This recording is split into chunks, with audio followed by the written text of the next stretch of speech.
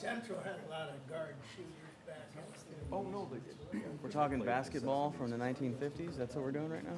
We're having a St. Joe High School. Way before my time. I will just ask you to motion for a correction when we get to the minutes. I just, Nope, that makes it's a sense. small thing. Yep, but- you know where it is, just keep it Sharing the handy. stories, how he was the highest scorer in the Yeah, county. 1950s basketball is a little bit before my time.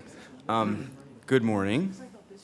We will go ahead and call the Redevelopment Commission meeting to order this morning.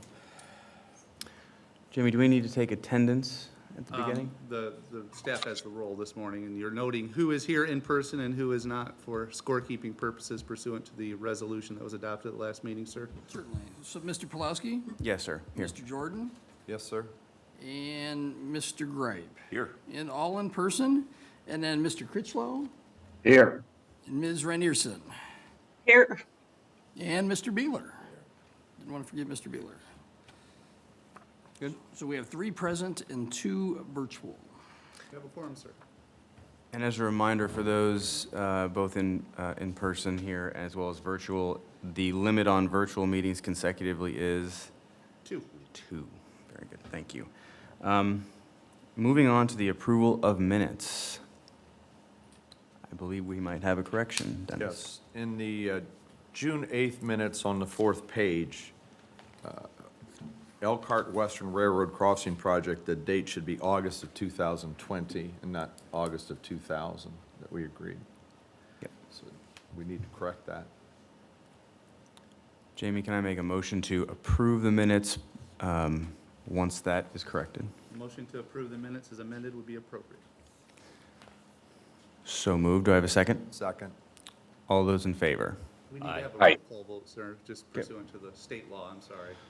So how about I say all those in favor, or how about I say a second, and then you can take over? Perfect. So we have a second. Jamie? Mr. Pulaski, how do you vote? I vote aye. Mr. Jordan, how do you vote? To approve. Mr. Graff, how do you vote? Aye. Mr. Critchlow, how do you vote? Yes. Ms. Ranierson, how do you vote? One more time, Shirley, you cut out a little bit, sorry. Sorry, aye. Motion approved unanimously. And the approval minutes from the June 22nd meeting. Do I have a motion for their approval? Motion to approve. Second, Jamie? We have a motion and a second. Mr. Jordan, how do you vote? Yes. Mr. Gripe, how do you vote? Aye. Mr. Pulaski, how do you vote? Aye. Mr. Critchlow, how do you vote? Yes. Ms. Ranierson, how do you vote? Aye. Motion approved unanimously. Thank you, Jamie. Economic Development Area updates. We will start with the budget, and I will pass that down to Chris at the other end of the table. So yeah, before you is the June budgets. In 4301, there were some highway garage projects expenses. We've had some expenses in 4302 related to kind of the normal things, the grants and the broadband expenses, some appraisal work related to the Norfolk Southern Rail Line that's on the kind of west side of the Energy Center. 4303 continues to be the broadband project for the most part. 4401 is Capitol Avenue corridor, trailways visioning, some legal expenses related to the McKinley Highway easement documents, and the full payment to the city of Mishawaka as part of that interlocal agreement that was agreed upon a couple months ago. We also have money encumbered for the full $500,000 of the Penn Township Fire Department money that was promised to them. So that's been encumbered and actually paid on July 6th. Northwest Cleveland EDA, the bond payment did go out to General Stamping and Metalworks, and then expenses related to that Olive Road corridor planning study that I believe is just about complete. So we'll have a report for you guys on that one. General RDC has some financial and legal expenses related to the Outlot C disposition. Overall, we did get our June settlements. I didn't bring those numbers with me, but we did get the June settlements for all the TIF areas, and so those were added into the fund budgets just to reflect what those balances are. If there's any questions, be happy to answer. Questions from the commission? No.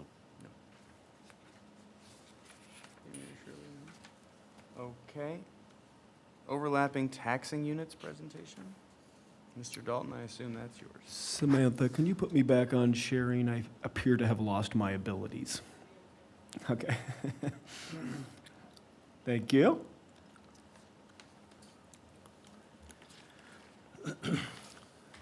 Each year, commission members, we are requested, or required actually by statute, to host an overlapping units meeting where we've invited those units of government that overlap with the allocation areas that have been established by this commission. We do it each year at some point in time. It's not required at a specific meeting, but this was the meeting chosen by you. That report is not specified in the statute as to how it looks. It has a couple of key components that are required, but we can make it look however you want. And as a matter of fact, there's been some conversations about putting it in a PowerPoint format for next year so that it's easier to read than the 8.5 by 11 that you see in front of you. So this will be the last time you'll see this awkward 8.5 by 11 looking report. We'll flip through it quickly because you've had it now for over a month, and you can stop me or ask questions at the end as you wish. The report obviously lists those of you that are on this board. Those of you, there were some changes made to the board in 2020, and there's been some changes made to the board in 2021. So it lists the people that have been on this board at various points in time of the year. It also lists our school member who's a non-voting member of the board. On the next page that has some fun colors, we've added a chart. We show you the installments that were delivered in 2020 of tax increment. 2020 was an interesting year, you'll recall, where we talked about COVID a lot, but COVID also had its effect on property taxes. And at the beginning of 2020, we wondered if we were going to receive property taxes. And the governor extended the period of time that taxpayers could pay past our normal collection period. So it created a bit of accounting, if you will. We had 3 different distributions. We have put those distributions in normally so they look like they hit in June and December, although they really were May, July, and November. So we flattened that to try to give you some look ahead for the future years when we're looking at distributions. Also, taxpayers, especially business taxpayers, don't always pay the same way on an annual basis. You might choose as an accountant to pay your property taxes entirely in May for the year. The following year, you might choose, because of cash flow purposes, to pay the first half in May and the second half in November. Bill and I had a conversation about trying to project whether the good news, because we did receive good taxes, property tax distributions last month, was actually good news, and I told him that we don't know. We know that most people paid their taxes, and we have very few people who didn't pay their taxes, but we can't tell you how many, without going into every single parcel, paid their entirety for the year versus how many paid the semi-annual. We can tell you that in 2021, and Chris has reflected the actual distributions in the budget report you just looked at, in 2021, the distributions in June were at or exceeded our projections for a half-year distribution of property taxes, of tax increment. These are the 5 allocation areas: Wyatt, New Carlisle, Economic Development Area 1, 2, AM General, and North Cleveland area. We've broken it down into a chart. Charts are fun. If you don't like the chart, we'll change the colors. If you don't like the chart, we'll change what it says, but we're going to try to add in some information that makes it more useful to you. I'm going to move now to debt.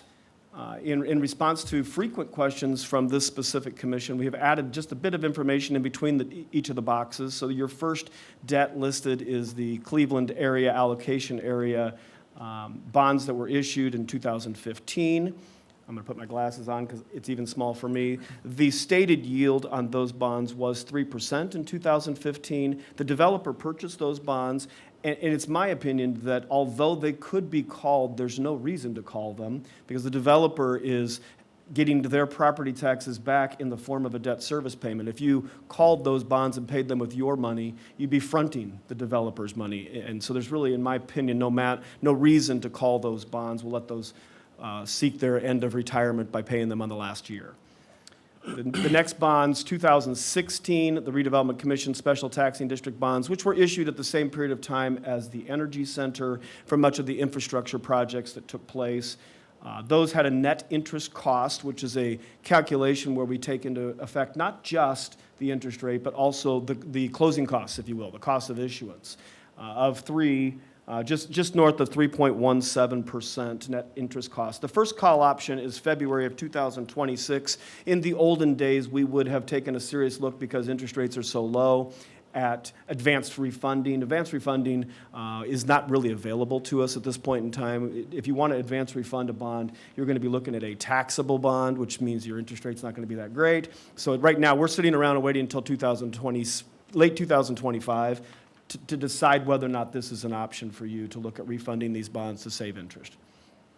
The 2019 bonds were the bonds issued for the double track project in partnership with NICD and with the state.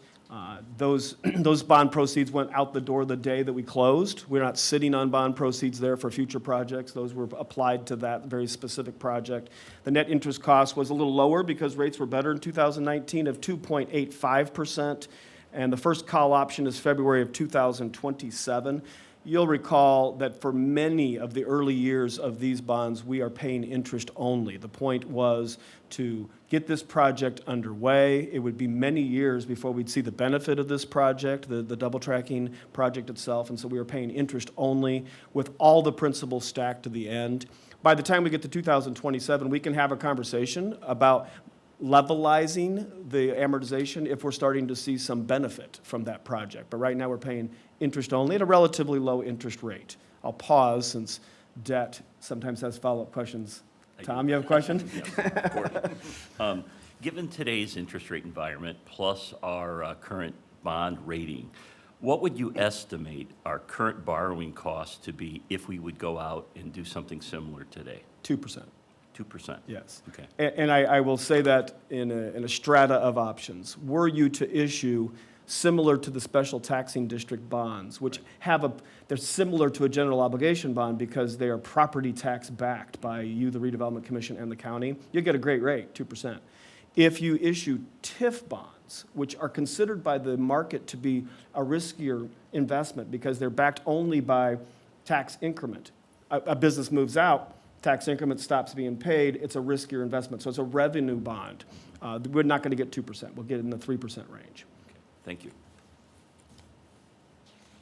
Questions on debt?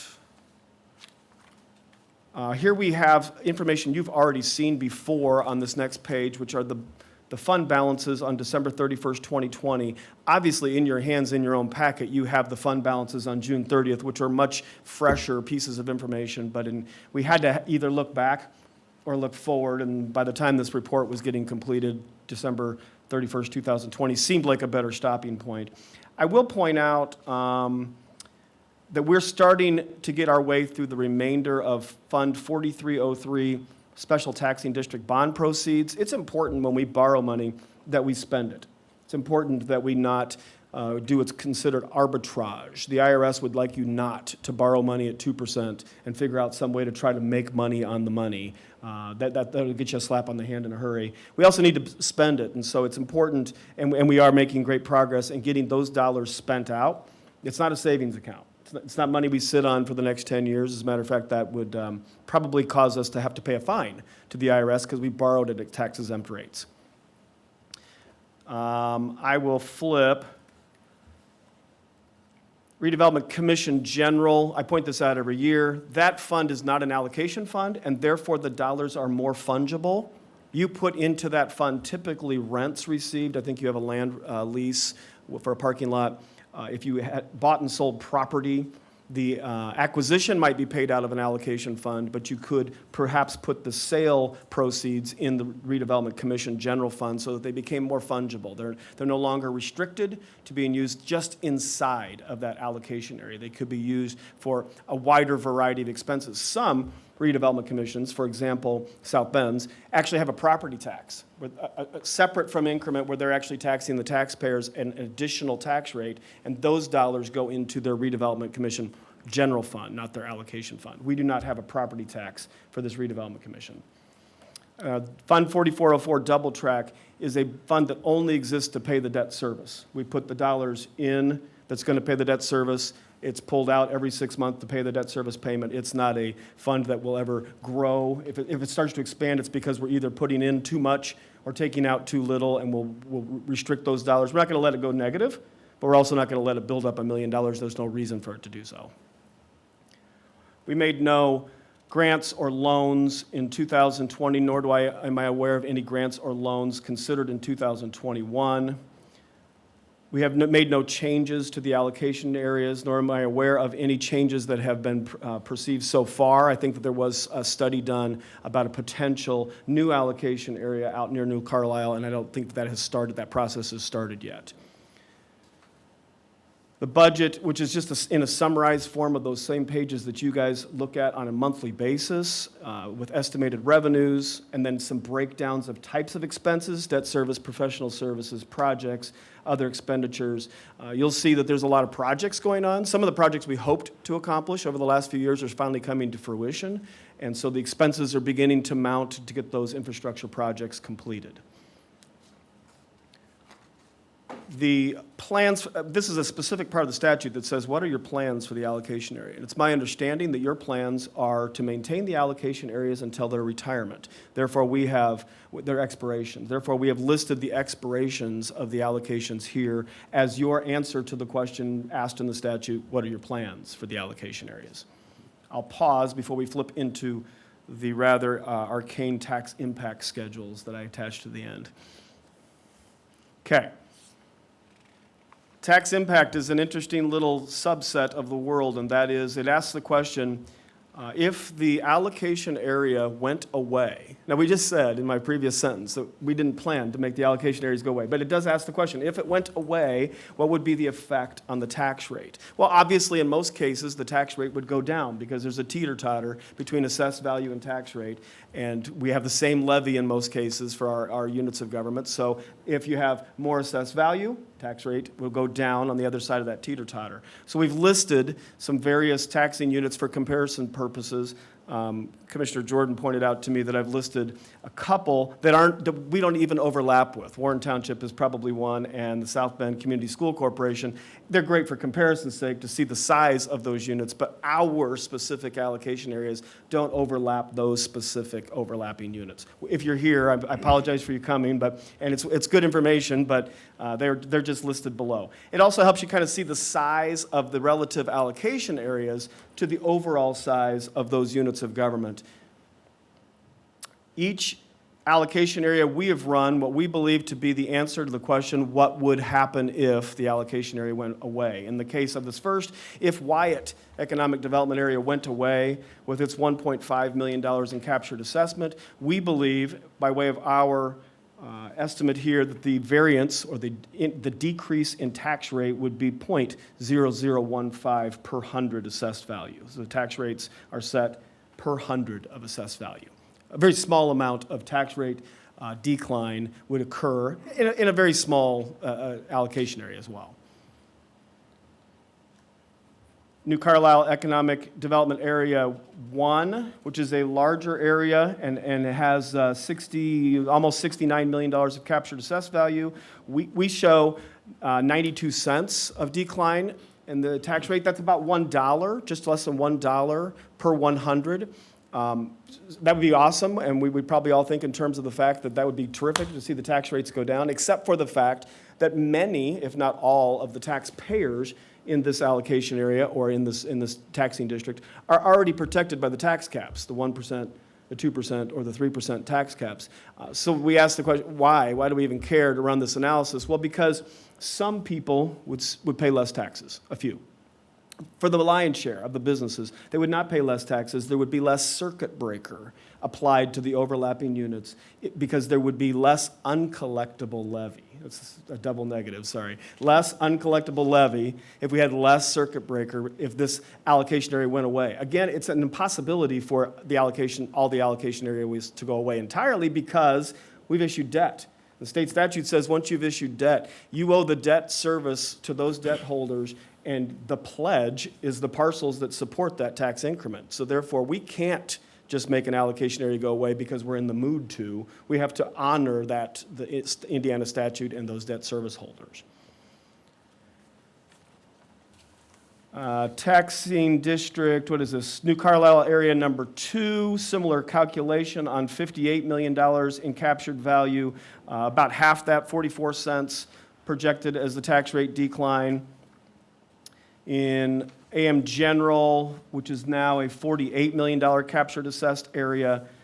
AM General happens to be your captured area too that has the least amount of life left. What does it have left? 9 years, 8 years? Yeah, so you don't have a lot of years left on the AM General area. A 2-cent decrease in rate. There's a lot of assessed value in that existing area. We're a small drop in that big pond out there in Penn Township. And did I flip by New Carlisle or Northwest Cleveland accidentally? That's the one right before you. Okay. Northwest Cleveland. Did I flip? I must have flipped. I don't know if Northwest Cleveland made the packet. It doesn't look like it made the packet. We'll recirculate to make sure it makes the Yeah, packet. okay, I owe you guys a Northwest Cleveland allocation area. It's not in my packet either. Obviously, that was the developer-issued bond, and it will not go away until that developer-issued bond goes away. I'll pause or give up and give it back to the agenda. Nothing as riveting as a good tax presentation. Any questions from the commission at this point? Thanks, Steve.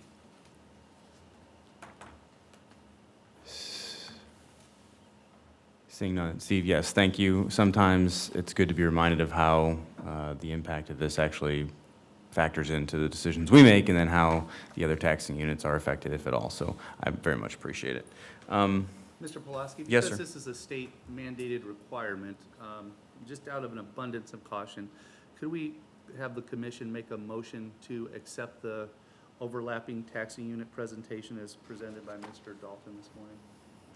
I would make a motion to accept Mr. Dalton's presentation. Do I have a second? I'll second. Thanks, Tom. Jamie? We have a motion and a second. Mr. Jordan, how do you vote? Do we have to include the page, the one page that's missing? He, for all intents and purposes, it will be included, but he Fine, covered okay. that information via separate slides. I would vote yes. Okay. Mr. Greip? Yes. Mr. Pulaski? Yes. Mr. Critchlow? Yes. Ms. Reinierson? Yes. Thank you, sir. Yep, thank you. Moving on to Resolution 2021-15. Bill? We are going to table this request until the next meeting. Very good. New Carlisle Economic Development Area. So the first issue we have is the fiber loop project. We had gone out for bids for the fiber loop project. I believe Chris has a update on that. Yeah, we received 3 bids for that project. I don't believe they've been awarded to the Board of Commissioners yet. Correct. If I'm not mistaken, but there were 3 bids that were received. They were a touch over the engineering estimate, but not appreciably over. So we'll wait until that gets awarded through the Board of Commissioners. Questions on that? No?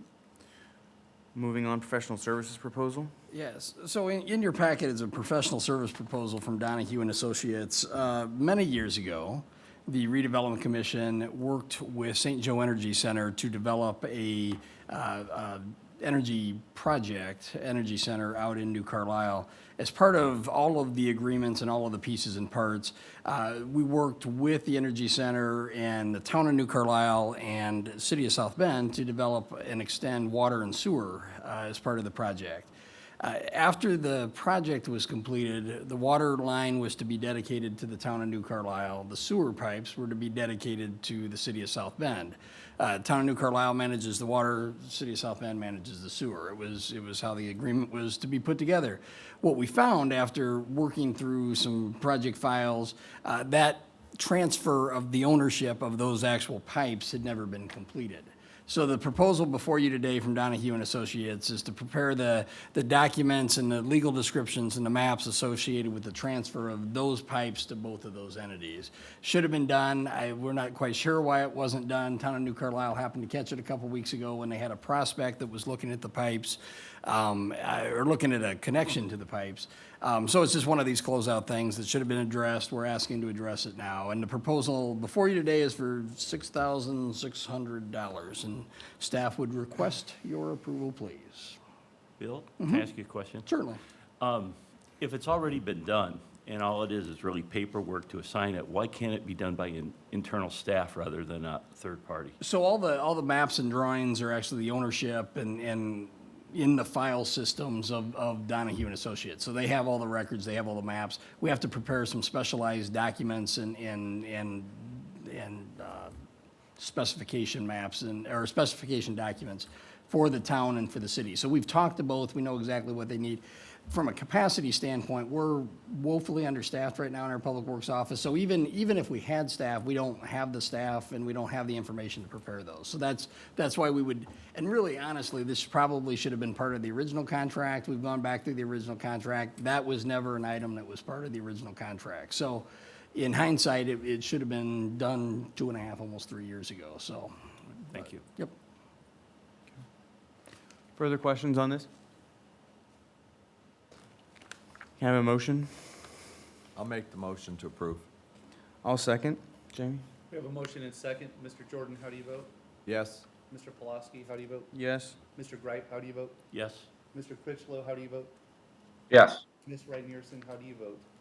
Yes. Thank you very much.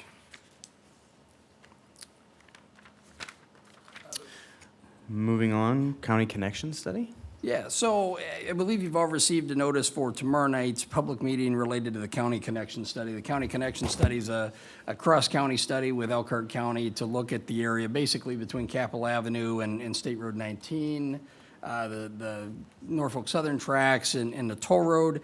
Public meeting will be held tomorrow night at Cleveland Township Fire Station on County Road 16 between 5 o'clock and 7 o'clock. So just wanted to make notice of that. That's something the commission's involved in is a project, and Jason is actually on that committee, so we just wanted to make notice of that in this public setting, so. Thank you. Penn Township Fire Station update. Yes, so at our last meeting, at our last meeting in June, and we had made a recommendation to fund the first half of cost request from Penn Township. That cost, or that check has gone out, as Chris noted earlier in the budget. We paid $500,000 to the township. We've been working with the township to try to understand the remainder of the cost associated with the project. We've got a project meeting this Friday, just schedule-wise. We were unable to get it in before this meeting. Still having conversations about what those last costs are, what is applicable and what could be applicable to us.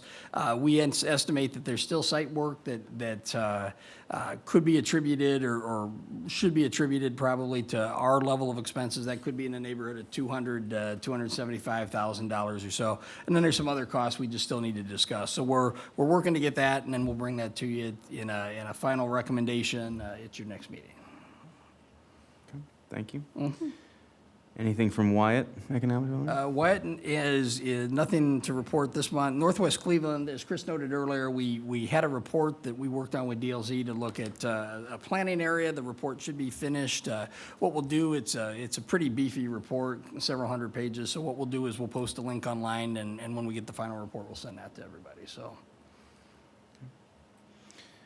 Additional business, Resolution 2021-16. So in your packet should be Resolution 2021-16, and this was at a request of Mr. Gripe, and I know that there were some changes made. Mr. Woods, if you'd like to. Sure, I'd be happy to address this. So instead of having a percentage with a maximum lease assignment fee, the way the resolution is drafted now, it allows you more flexibility as members of the Redevelopment Commission, and that's a very good suggestion from Mr. Gripe. As set forth herein in the resolution, before you would lease any county or redevelopment commission land, there would be the ability for the redevelopment commission to receive information from the executive director to determine, based upon the context and the fact pattern in each and every potential lease, what a reasonable lease assignment fee would be, if any. So I guess depending upon the size of the deal, the sophistication, the wherewithal of the entity that you're dealing with, things of that nature, you could, as a commission, come to a consensus by majority of what would be a reasonable lease assignment fee, if any, in these cases. So it really allows you more flexibility on a case-by-case basis to make those determinations at a public meeting and vote on them, which you can't be any more transparent than that. Thank you. Any questions from the commission? Tom, you good? Good. Do I have a motion? I'll make the motion. I will second. We have a motion and a second. Mr. Jordan, how do you vote? Yes? Mr. Pulaski, how do you vote? Yes. Mr. Greip, how do you vote? Yes? Mr. Critchlow, how do you vote? Yes. Ms. Reinerson, how do you vote? Yes. Thank you. Land parcels project? Yeah, just wanted to provide an update on this. We've, again, a little short-staffed in Public Works, and what that has done is given us, really forced us into an issue of trying to figure out what we are mowing. Apparently, grass grows when the rain and the sun hit it. So we're trying to manage a mowing list versus a code enforcement list versus a property records list. So coming together, we keep adding properties and taking properties off the list. So this has been a good exercise. We're still doing a lot of work on it. We do have some issues right now with GIS staff. We've had a staff member who's had several deaths in his family here lately, so haven't been able to get some of the stuff updated as quickly as we'd like, but we're hoping to get a report that we can start to get summarized and get circulated here shortly, so. Okay. Bill, could I ask that you provide the commission a date certain when this will be done? I know those issues you just described are real, but it's been going on for an extended period of time. I think it would be good to have an actual deadline. I would, yes, we can work on that. I would think by the September meeting, we should have a real good figure for where we are on that. Okay, thank Yep. you. Anything else? Nope. Fiber. So we have a presentation. We've been talking a lot about fiber optics and fiber connections and fiber projects. We have a presentation today. Chris, I don't know if you want to do a brief intro and. Yeah, so first, just a quick update on the project itself. There's been a delay in the delivery of the fiber. So they ordered it, but due to, logistics constraints and everything, I think they're looking at July 23rd for the fiber to actually be in the county. So, but they've been continuing work on all of the conduit, and I think the conduit's pretty much in. So it's just waiting for the fiber to get in so that they can start pulling through that conduit. So I'd like to introduce Mary Jan Hedman from Choice Light and Forget the name. Jean Cruzy. Jean Cruzy from Surf Broadband.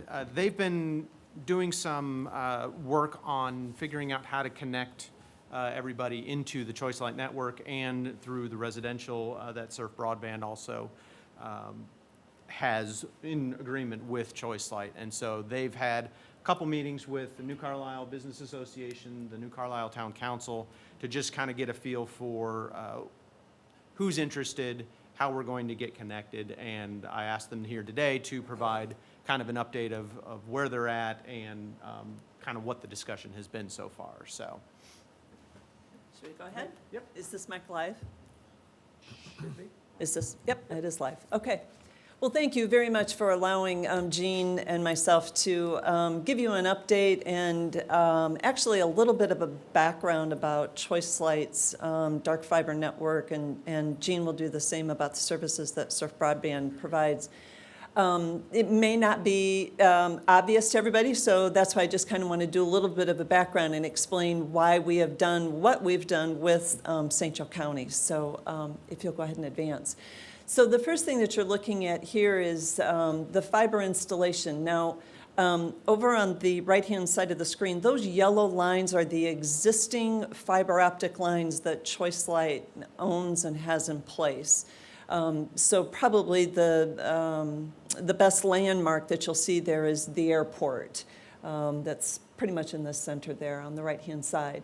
The green line shows the path of the fiber optic lines that will be installed to New Carlisle.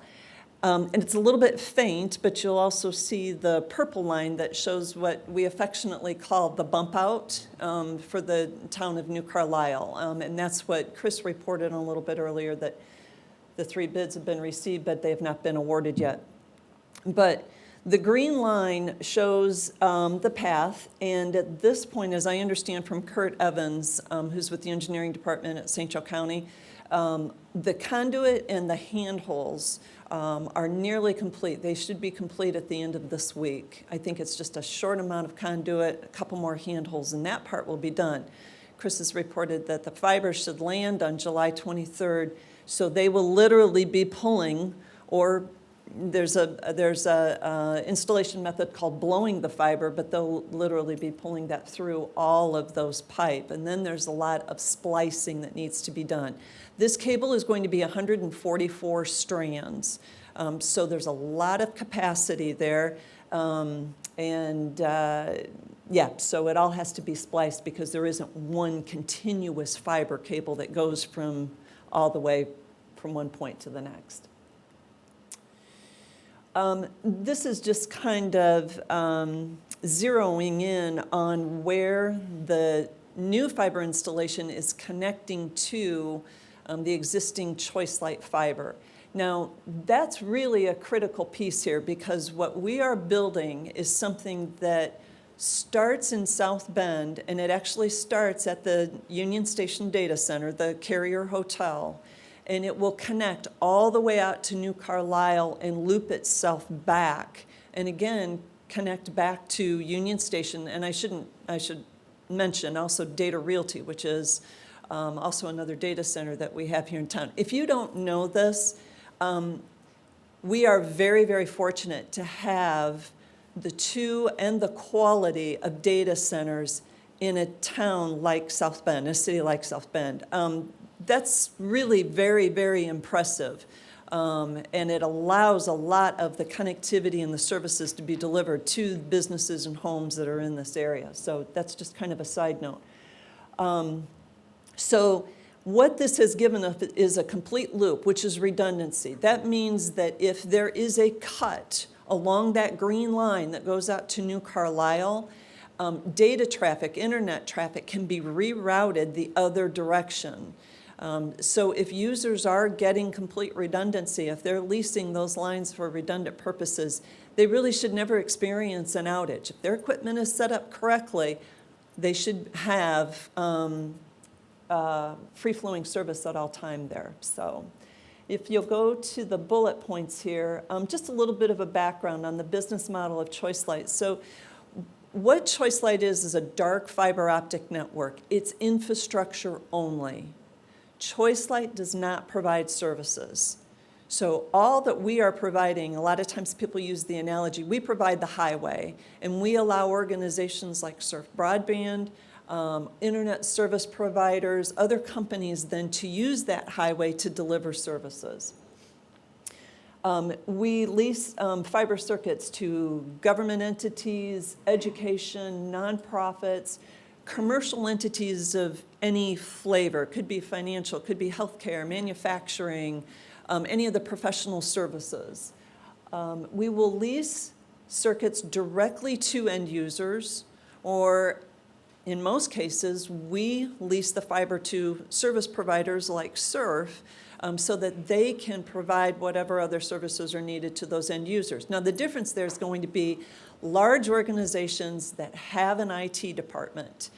They have the sophistication by which to manage the circuit, configure it, negotiate for internet, negotiate for space down at one of those carrier hotels.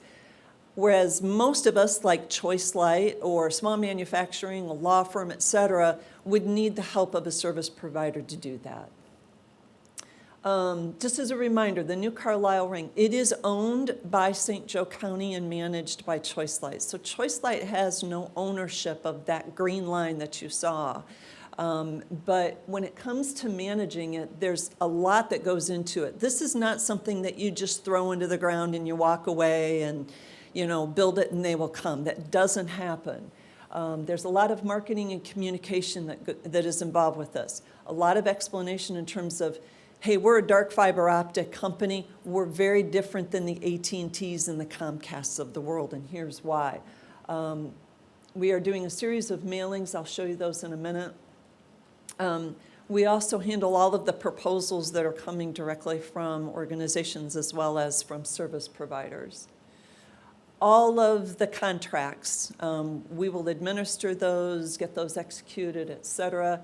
The installation to get a facility connected, and then I've got a quick picture of that I can show you as well. Monitoring maintenance. So we will monitor, because we have equipment at Union Station that will send a signal all the way around that loop. If it comes back to the monitoring equipment, we know that that cable is in good shape, it's intact, it's usable. If the cable is ever cut, we will get immediate alerts that there's a problem. And it's because of that monitoring gear that we have. And any maintenance, so anything that has to happen, handhold lids get damaged, or the handholds get filled up with water, they need to be pumped out, or whatever the case may be. Locates. So this is the holy moly, misdig, call before you dig, whatever clever names that it comes up with, but let me tell you, it is not humorous. Locates is a big deal, and it is a huge expense line item for Choice Light. So we have to make sure that we're on the ready to be able to paint wherever our lines are so that an excavator doesn't hit us. And fiber relocation, that's another very, very big deal. With all of the next level road improvements, and city is doing it as well with sewer improvements, a lot of times we are asked to move the fiber. So we have to move it in a way that keeps it in place so that people, our subscribers, are not seeing any kind of interruption. This is an example of the postcard that we sent out in June, the front and the back of it. Earlier in this year, the first quarter, we did an advertising and marketing campaign that was all around, featuring dogs, if you're dog tired of your slow internet, or being top dog with regard to connectivity and that kind of thing. So we just continued that. We've done one mailing to all of the businesses that are within that, that rectangular location. And we'll do a second mailing late in July. I talked about the installation. So the green line, again, if you think of that as being our backbone, that's what's being installed. When we go to connect a business, we will work with them and or the service provider. And again, you're going to have that conduit. It's going to be underground. There's going to be a cable that is extended into the building. It will be spliced out into that backbone. And then, again, there might be a service provider or the end user that will place equipment in order to light the fiber and then be able to buy services to run over that fiber. And the next one, again, this is the same map, but these pin drops are showing the areas that we've already received inquiries, requests for proposals. There's been some level of interest. This is pretty good considering we just have the conduit in, and the fiber hasn't even started to be installed yet. So this is very, very good. It does not show any of the residential areas either, which Jean will talk about. So that's the extent of my portion. Maybe we should hold questions until after Jean talks about the residential aspect. Okay, all right. Hey, good morning, everybody. My name's Gene. I'm the president of Surf Broadband. We have offices in Elkhart, LaPorte, Coal City, Grand Rapids, Fowlerville, Michigan. We have about 15,000 subscribers across northern Indiana. Actually, this month, we're closing on a capital campaign to build out quite a bit of fiber. We ourselves own about 600 miles of fiber. One of the key assets we have that's key to you all here is we have dark fiber from Ohio to 350 Cermak, which is one of the largest data centers in the world. And then we drop off that to connect to Choice Light so that we can connect our customers through Choice Light to 350 Cermak. One of the things I'm really proud of is we're the 5th largest telecom provider in the state of Indiana for schools. That means that Comcast, AT&T, Frontier, and then number 5 is little Surf Broadband in Elkhart. So we're pretty proud of that. We walk into Data Realty or Union Station, and you see the Comcast rack and the Frontier rack, and you get down a little bit, and there's a Surf Broadband rack. So, it's kind of cool for us to say that. What's really exciting for you all, though, is because of the vision that Choice Light has, we have been able to we connect most of the schools in St. Joe County to Choice Light. I think we were the first provider to do that almost like 8 years ago or so, a long time ago. And what I'm really excited about now is because of what we're doing in New Carlisle, we with our private dollars are going to build fiber to the home to every house in New Carlisle. And so that project for us is in engineering. As soon as it gets done, we're going to work with Jared, who's the engineer working on the project. then get with the town and try to figure out which side of the street to go on, where the utilities are and all that kind of stuff. But beyond that, we also plan to build out Walkerton, Lakeville, and North Liberty. We have a project going on actively in North Liberty right now. So we're really excited to be part of St. Joe County and appreciate the chance to come talk to you for a few minutes. So I guess now we're set up for questions. Gene, I'm Tom. Hey, Tom. You said that you were going to run fiber to every private home in New Carlisle. Is that maybe? Yep, that's right. How's that? That's a lot of homes. How are you going to do that?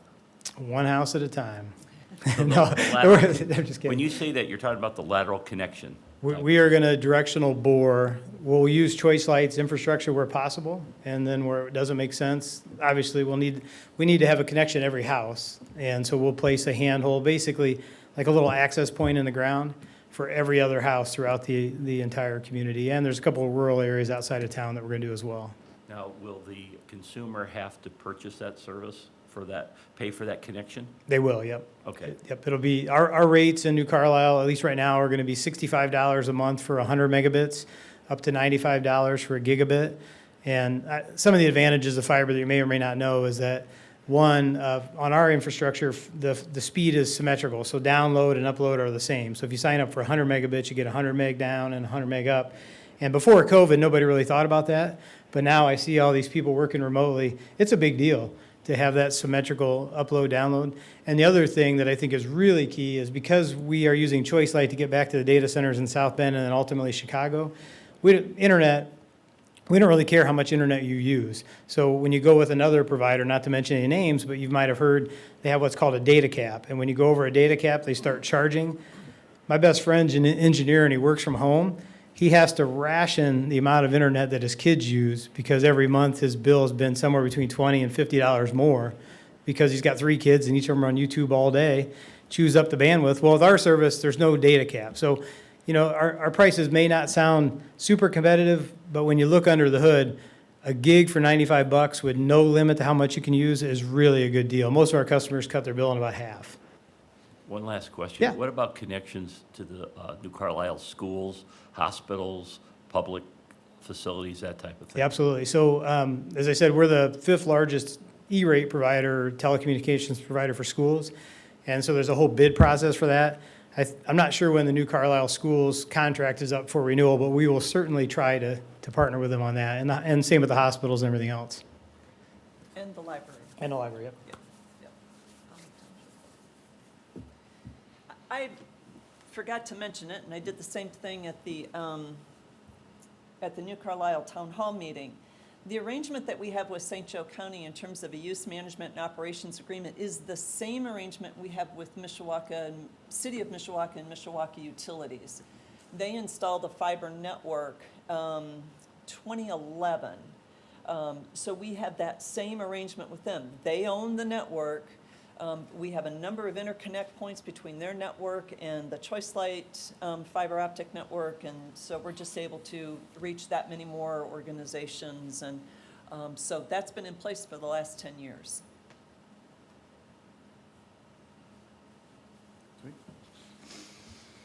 If St. Joe County owns the network,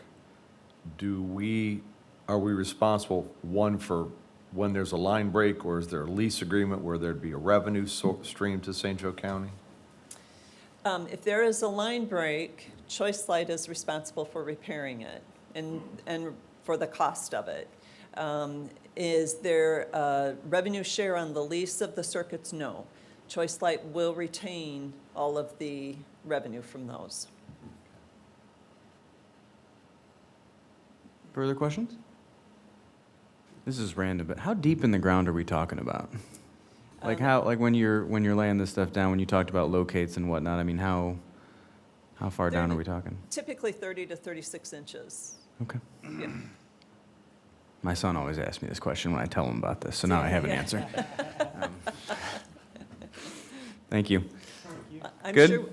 I'm sure we could get him a field trip if he'd like That's to see right. any of it. So. More opportunities to work with the schools. See, it's just all Yes, coming together. that's right. I like it. That's right. Thank you. Bill, any further additional business before we go? We do have one additional item, and I'll pass that out Sure. real quick. and talk about it. Thank you.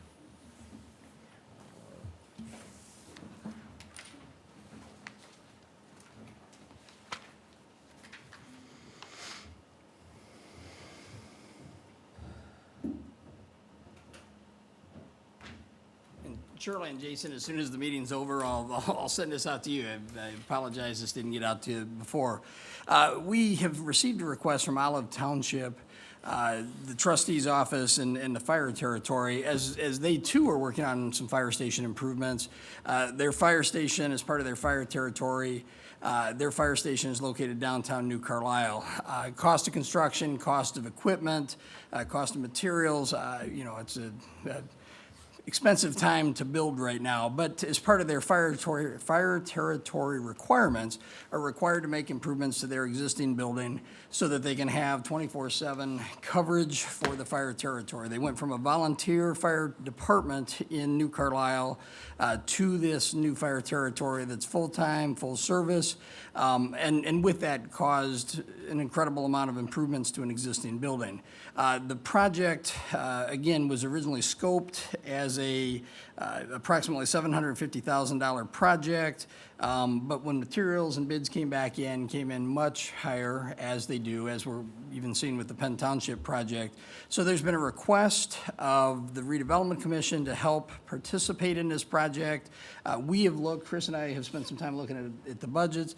We estimate that there's about $500,000, maybe a little more, that could become available to participate in this project. One of the challenges, though, from a timeline standpoint, is they need to either accept or reject their bids by July 23rd. That's next Friday. So what we wanted to do is get this in front of you today. We're going to provide you some follow-up additional information. The town and the township and the fire territory are looking at their numbers, trying to figure out if there's cost savings or economies of scales that they can do to bring the number down a little bit. But what we'd like to do is get this in front of you today, send out some additional information, and probably, if we can find a time, to have a special meeting just to cover this item between now and the 23rd, work to schedule that meeting to have conversation about this. We think, fire service, I don't want to say I'm passionate about fire service, but fire service is pretty important to not only developing areas, but certainly the town and township. So something that we think is a valuable piece for the New Carlisle area, something that we would support. But again, we'll get you some additional information and ask for your consideration of that request. There are some members of the fire chief and one of the members of the fire territory are here today. I'm sure they could answer any questions if you have them. But again, maybe those questions better served for a Special meeting. future date, so. Go ahead, Tom. Right now, is the fire service there capable of handling the TIF district as it exists today? I would say yes. I would ask, the fire chief could certainly answer that question better, but I believe with their upgrades to their full-time service, absolutely better equipped. And again, they equipment-wise have been preparing themselves for that too. We, the Redevelopment Commission, I think Dennis was, and Brian maybe were the only two on the commission at the time, participated in the purchase of a very large ladder truck to service some of the taller buildings in the IEC and the development area. So from an equipment standpoint and a development standpoint, they're growing along with us. So again, I think that's why I'm a little more supportive of this request than perhaps some of the others, so. And I'm guessing from a timeline perspective, any thoughts about rebidding anything? Stuff would just come in even higher than it is now. I assume that's the consensus, yeah. Okay. We'll be on the lookout for a special meeting date then? Perfect. Any further questions? No, I think that's it. Public comment. Anyone wish to make a public comment? There's a 3-minute limit. Please state your name and address for the record. Dan Caruso, 305 Compton Street, New Carlisle. I'm glad to hear the broadband is coming through. Also glad to hear that the needs of the fire territory are being considered. I was at the New Carlisle Business and Community Association meeting in the park this last week, at which Josh Schweitzer spoke and talked of the needs for a new building and how Olive Township, the office was being moved to accommodate that. And I appreciate that Mr. Shalio and the county and the Redevelopment Commission are taking a look at freeing up some money to, I know it's really been stressing them, the repairs that the building has to have, because it's not made for people to sleep in. They've got to rehab the whole place pretty much. I am, however, a little distressed over this. Mr. Dalton mentioned it early, just briefly, about a possible new new allocation area, which to me and to anybody who knows anything over here knows now they're talking of the solar farm, projected solar farm north of 20, between 20 and Otten Road, between Spruce and Tamarack. Again, there is no communication. While I was painting the wall with my friends and neighbors, I was working with several of the council members, and I asked about this because it was just a discussion at the time, that what were they being told? And each of the council members I spoke with said, yes, they did receive a presentation from the county, but no, there's nothing they could do about it because it was New Carlisle. It wasn't, or the development was going to be in Olive Township. Why you would shut down a conversation from people who live so close, people who live anywhere around the area, whether they are kind of ruling that area or responsible for that area or not, is just callous and uncaring. And I say no new allocation area, no new TIF. And if these folks need a TIF to operate in our area, take their business elsewhere. We don't need more tax revenues taken away. As Mr. Dalton said this morning, 92, about $1 for every $100 of taxation. If the current TIF was to go away, now you want to possibly bring in another That's one. 3 minutes, Mr. Caruso. Okay, thank you so sir. much. Thank you.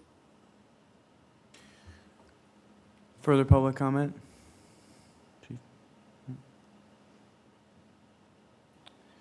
Seeing none at this time, I would ask for a motion to adjourn. Motion to adjourn? Second. We have a motion and a second. Mr. Jordan, how do you vote? Yes. Mr. Pulaski, how do you vote? Yes, sir. Mr. Greip, how do you vote? Yes? Mr. Critchlow, how do you vote? Yes. Ms. Rainierson, how do you vote? Yes. We're adjourned, sir. Thank you, James.